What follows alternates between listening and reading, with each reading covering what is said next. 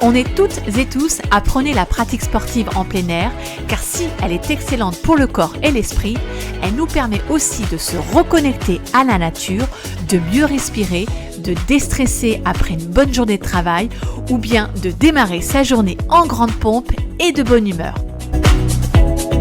Oui, autant de bienfaits pour notre santé qui va bien au-delà de la performance physique et sportive et du culte du corps.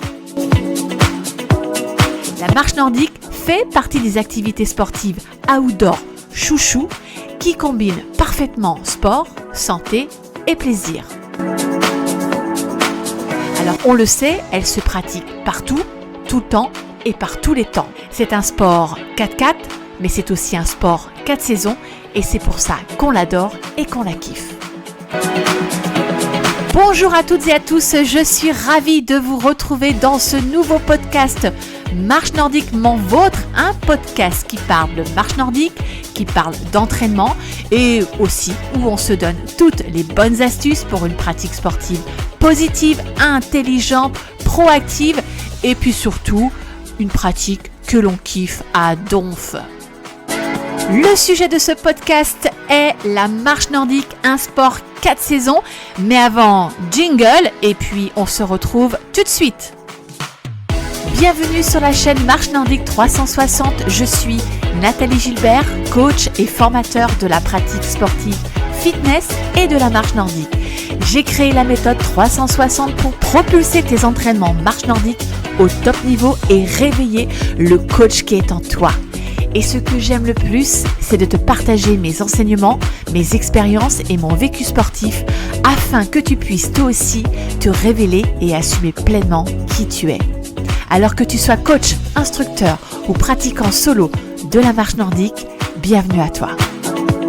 Je vous le disais en préambule de ce podcast, la marche nordique est un sport 4x4 mais aussi un sport 4 saisons et donc toutes les occasions sont bonnes pour pratiquer la marche nordique de nuit comme de jour, d'hiver comme été. On ne s'arrête jamais de marcher car marcher c'est la santé.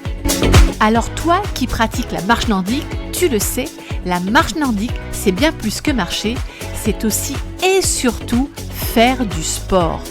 Et qui dit sport dit entraînement. Comme la tenue vestimentaire, l'entraînement sportif, d'une manière générale, doit s'adapter à la saison du moment.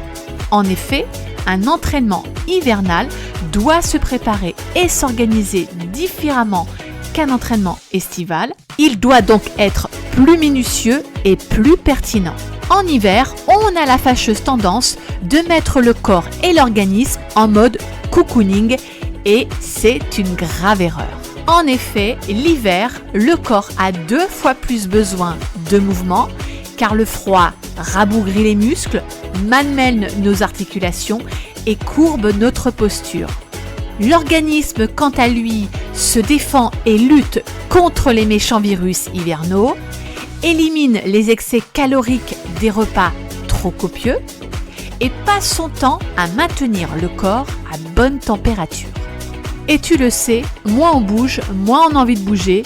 C'est un cercle vicieux et là, c'est la catastrophe. Mais bonne nouvelle, en adaptant ses entraînements en plein air et sa tenue vestimentaire, tu vas affronter l'hiver positivement en bougeant ton corps intelligemment. N'oublie pas, la motivation est le leitmotiv de tes entraînements. Pour être motivé, il faut se préparer et s'organiser 2 fois plus qu'en été. Pour cela, voici mes 5 conseils pour des entraînements au top l'hiver. Conseil numéro 1, préparer son circuit d'entraînement, surtout si tu fais des entraînements de nuit. Même sur un terrain de foot ou une piste d'athlétisme, ou bien un espace vert éclairé, restreint, tu peux faire une session complète marche nordique. Il suffit d'être un peu créatif et audacieux. Conseil numéro 2, si tu pratiques le soir à la tombée de la nuit, équipe-toi d'une lampe frontale ou ventrale pour que tu puisses être éclairé en toutes circonstances et avoir une visibilité qui assure ta sécurité. Conseil numéro 3, ta tenue vestimentaire doit s'adapter à la saison du moment, mais aussi à la météo du jour. Investis donc dans l'achat de vêtements techniques de la tête aux pieds. Conseil numéro 4, la préparation de ta séance journalière marche nordique doit s'organiser méthodiquement et stratégiquement. À savoir, un échauffement beaucoup plus long et beaucoup plus cardio. L'échauffement doit s'organiser en 3 phases: ostéo-articulaire, musculaire et cardiovasculaire, selon bien sûr la thématique de ton entraînement. Je préconise donc 10 minutes d'échauffement. Le corps de la séance, quant à lui, est construit en corrélation avec la thématique de la séance d'entraînement et s'organise en 3 phases. Phase d'échauffement spécifique, phase de préparation physique spécifique avec un pic à l'effort, phase de récupération active. Et enfin, on termine la séance avec une récupération passive agrémentée d'étirements doux activo-passifs.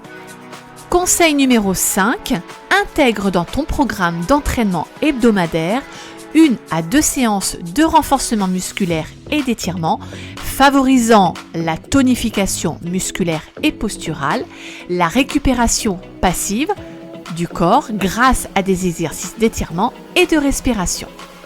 Les journées vont se faire de plus en plus courtes, de plus en plus froides, et il va falloir absolument organiser ces séances différemment et se motiver toujours et encore, car pour moi, la saison d'hiver est la saison fondamentale pour mettre son corps en mouvement, en éveil, en réveil, enfin tout ce que tu veux, mais il faut bouger. Et je le dis souvent, un corps qui bouge est un corps vivant, et un corps vivant est un corps qui se défend contre les aléas de l'hiver, avec les virus qui traînent par-ci par-là, avec les petits bobos à droite à gauche. En tout cas, ton corps sera performant pour affronter l'hiver, qu'il soit doux ou même qu'il soit très dur au niveau des températures.